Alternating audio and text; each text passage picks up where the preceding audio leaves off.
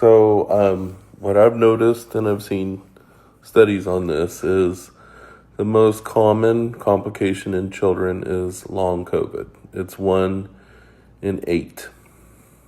8 kids, 1 will get long COVID.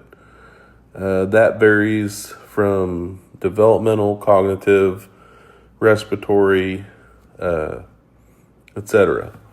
The next most common thing is something called multi-inflammatory syndrome in childhood, or MISC. That's 1 in 3,000.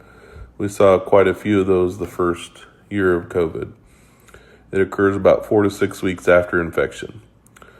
The third most common, basically an injury from COVID infection, is myocarditis. That infamous inflammation of the heart. Myocarditis and pericarditis occur in 1 in 10,000 kids, probably, maybe more often. It's hard to tell. That's at least 10 times worse than the rate of myocarditis due to vaccines to protect against COVID. Now, key thing, myocarditis from COVID infection causes permanent damage to the heart. Myocarditis from the vaccine is 3 or 4 days, you feel lousy, and then you recover.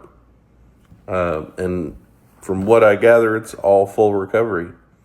It's no permanent harm, but long COVID, permanent harm to the heart. Or COVID infection causing myocarditis is permanent harm, permanent damage to the heart. Next thing down the list is, what would it be? Then we go back to just secondary infections. So COVID secondary infections include things like pneumonia, ear infection, sinus infection.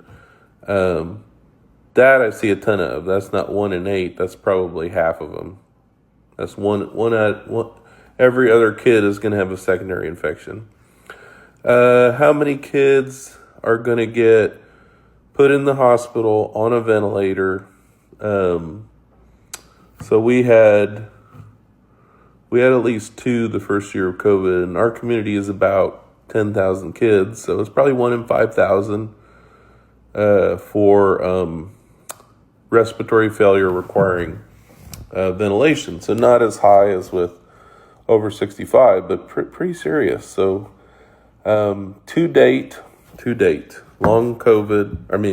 infection is still one of the most deadly viruses in children.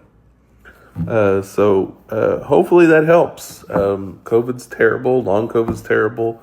Problems and complications due to COVID infection are terrible in kids. We're still learning things about development and developmental delay due to COVID, which is complicated because there was a lot of little babies born during the first year of COVID, so they were kind of isolated. So we're still trying to figure out, is that due to a COVID infection, or is it due to the isolation and lack of interaction? But I still think it's the infection that did more damage than the lockdowns. So hopefully that helps.